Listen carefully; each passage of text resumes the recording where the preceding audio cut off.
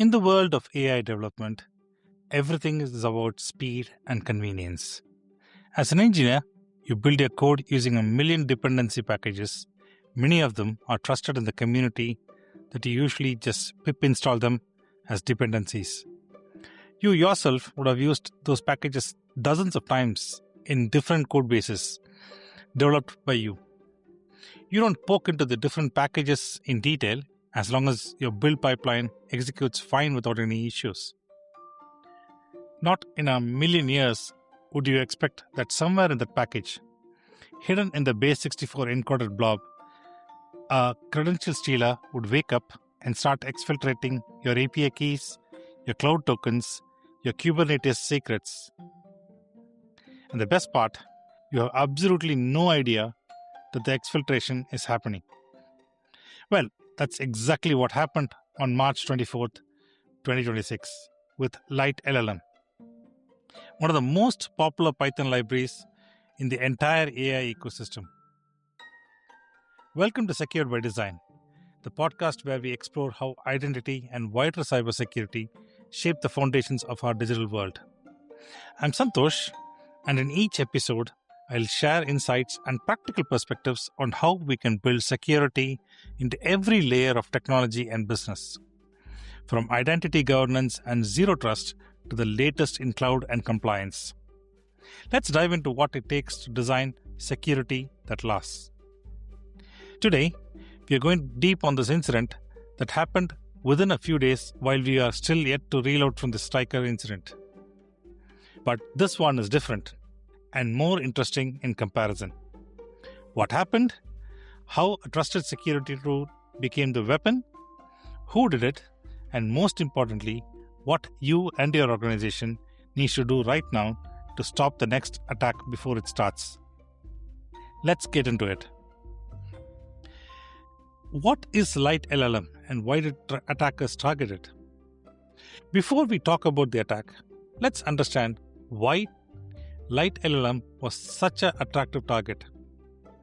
Lite LLM is an open source Python library and proxy server built by Berry AI, a Y Combinator company that acts as a unified gateway to over 100 large language model APIs. OpenAI, Anthropic, AWS Bedrock, Google Vertex AI, you name it. One library, one standard interface, all the models. At the time of the attack, Lite LLM was being downloaded roughly 3.4 million times per day. 3.4 million. That is a staggering reach. And here is the critical thing that made it such a juicy target. Lite LLM sits directly between your application and every AI provider you use. That means it often has access to API keys, environment variables, cloud credentials, and sensitive configuration data that touch multiple upstream systems at once. So when a threat actor compromises Lite LLM, they got not just one key, but the master key ring. We are talking SSH keys, cloud credentials, API tokens, etc. This is exactly the kind of high leverage, high blast radius target that sophisticated attackers hunt for. So, how did the attackers actually pull this off? Now, this is where it gets fascinating and honestly terrifying from a security architecture perspective. This was no simple smash and grab. This was a sophisticated multi-stage supply chain attack that exploited the very trust that the whole open source world is built on. So here's the clever part. The attackers didn't even go after Lite LLM directly at first. They started by hacking the CI/CD pipeline of a totally different tool called Trivy 5 days earlier on March 19th. Trivy, for those who don't know, is an open source vulnerability scanner. It's massively popular in DevSecOps pipelines. Teams use it to find security issues in their code. The irony is almost painful. The Malicious Trivy build contained a credential harvesting payload. Any CI/CD pipeline that pulled this poisoned action would have its secrets silently exfiltrated. In effect, they weaponized a security scanner. The very tool designed to protect the pipeline became the pipeline's attacker. Now, a CI/CD pipeline is just the automated system developers use to build and ship softwares. Lite LLM's CI/CD pipeline used Trevi as part of its build process, pulling it from APT without a pinned version. So when Lite LLM's automated build ran on March 24th, it pulled the compromised Trevi action. That poisoned action then exfiltrated the PyPy publish token from the GitHub Actions runner environment. With that token in hand, Team PCP, the attacker group behind this, uploaded two malicious versions of Lite LLM, versions 1.82.7 and 1.82.8 to PyPy, the official Python repository that everyone trusts. Each versions were a little different. In both of them, the nasty payload was injected right into the package's code.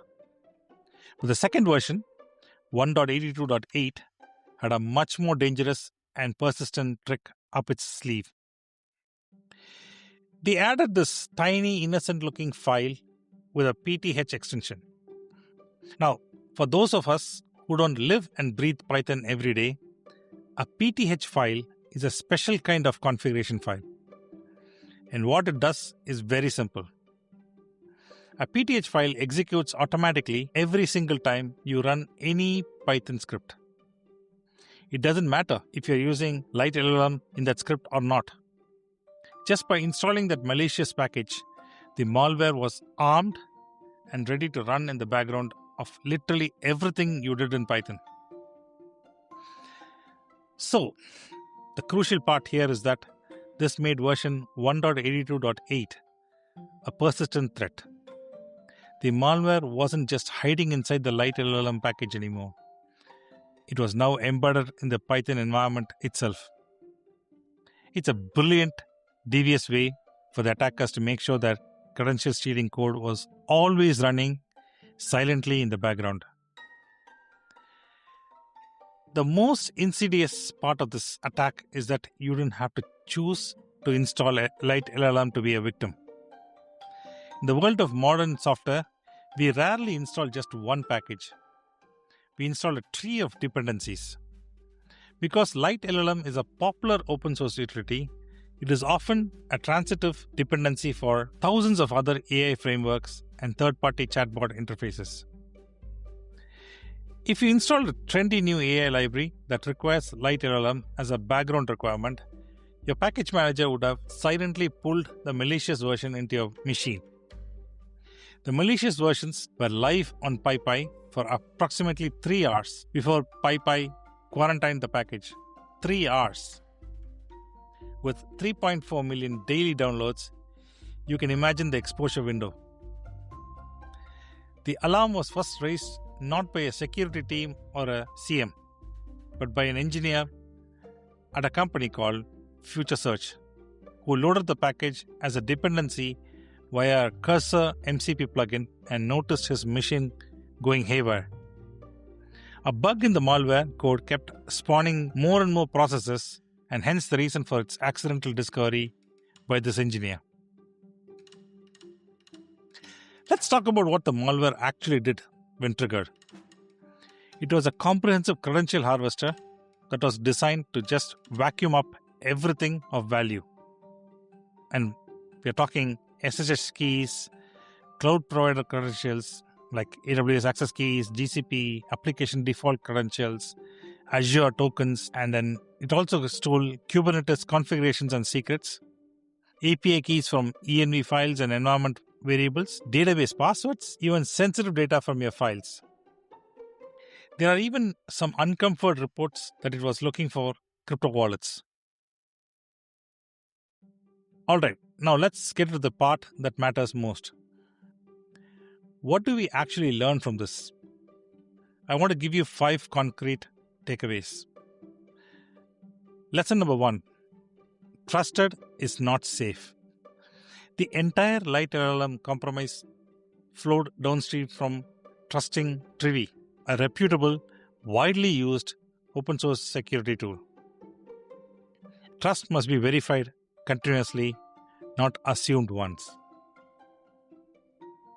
Incomplete remediation is not remediation. Here's the detail that should keep you up at night. Aqua Security, the company behind Trivi, had actually dealt with an earlier breach back in March 1st. They rotated the credentials, but that rotation was not atomic, meaning not all credentials were revoked simultaneously. There was a rotation window of several days, during which the attacker regained a valid token and used it to exfiltrate newly rotated secrets. One breach turned into a campaign because the cleanup was incomplete. Full, simultaneous revocation is the only safe approach. Lesson number 3. Mutable references are a liability. Lite LLM's CI/CD pipeline pulled Trivi from APT without a pinned version. That single design choice is what gave attackers a foothold. Mutable references, GitHub actions without pinned SHA commits, Docker images tagged as the latest are backdoors waiting to be exploited. Pin everything, verify everything. Lesson number 4.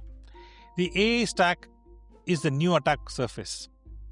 We have spent years securing web applications, APIs, databases. But the AI toolchain, the libraries, the gateways, the model routers, the orchestration framework is now a first-class attack surface. These tools are high-value targets precisely because they sit at the intersection of credentials, data, and cloud infrastructure. Lite LLM is just one example. This is a trend, not an anomaly. And finally, the last lesson. Alarm systems are only as good as who hears them. One of the most striking things about this incident is where the alarm was first raised. Not via a CVE feed, not by a CM alert, but on one of Reddit community and Hacker News by an individual engineer testing a plugin. Your security monitoring needs to include the community channels where practitioners actually live. Well, this can't be automated, but yes, we need to bring it more into a process. Now, what do we do to prevent such a thing from happening again? Let me split this into 2 buckets.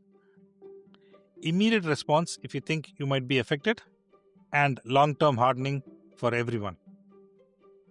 If you think you may be affected, in your terminal window or command window if you're using Windows, run pip show Lite LLM. Check your installed Lite LLM version immediately. Versions 1.82.7 and 1.82.8 are the compromised ones. If you have them, remove the package and purge all caches. Rotate all credentials, assume everything was compromised. SSH keys, cloud provider credentials, Kubernetes configs, API keys and env files, database passwords, all of it. Audit whether your environments were also exposed via Trivi. The Lite LLM compromise was downstream of that CI/CD trust failure. So that's if you think you might be compromised now. In a long-term basis, what we should be looking at are things like pinning all dependencies, implementing atomic simultaneous credential rotation, adding software composition analysis to your CI/CD pipeline. Tools like Snyk, Sonatype, etc. can detect malicious packages at the point of ingestion. Treat your AI toolchain with the same security rigor as your production application. Model routers, LLM gateways, and AI orchestration libraries deserve the same scrutiny as your web server. Enable PyPy's trusted publishing features where available and require MFA on all package publisher accounts. Monitor community security channels, Hacker News, security-focused subreddits, and the SNCC socket feeds as part of your threat intelligence posture. By the way, PointWild, a leading global provider of AI-powered cybersecurity, announced the immediate release of a free security tool called Who Touched My Packages, or WTMP in short, to provide developers visibility into their vulnerabilities as the result of the compromise of the widely used Lite LLM packages. It's definitely worth deploying as an immediate audit step. Here's the uncomfortable truth that I want to leave you with. This attack worked because convenience, automation, and speed won over security. And they will win in most organizations most of the time. We pull packages without pinning. We trust tools because they are popular. We rotate credentials in stages because it's easier. We build software supply chain on implicit trust. And Team PCP just showed us how brittle that foundation really is. The Lite LLM attack is not the end of the story. Team PCP is still active. More will follow, perhaps. The AI toolchain is the new frontier for supply chain attacks. And the organizations that treat it as such, the ones that build immutability, verification, and zero trust into their dependency management, are the ones that won't be making headlines. Thanks for listening to Secured by Design. If today's episode gave you something to think about, subscribe and follow on your favorite streaming platform for more discussions on identity and cybersecurity. Please do consider taking a time to rate this show. I would really appreciate that. That is one of the best ways for you to support this podcast and help grow this by providing feedback. Please feel free to share it with your team. You can also connect with me on LinkedIn for updates and new episode releases. Until next time, stay secure, stay resilient, and stay secured by design.